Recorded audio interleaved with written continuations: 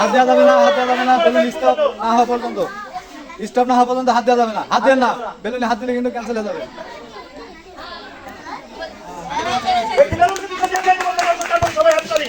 বেলুনে ভুল করে হাত দেওয়া যাবে না, সেই বেলুনটা কিন্তু ক্যান্সেল হয়ে যাবে।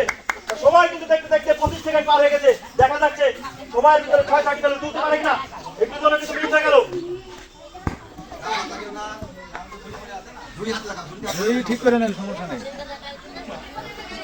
দেখা যাক চেষ্টা করছে। হাত দেন না, হাত দেন না।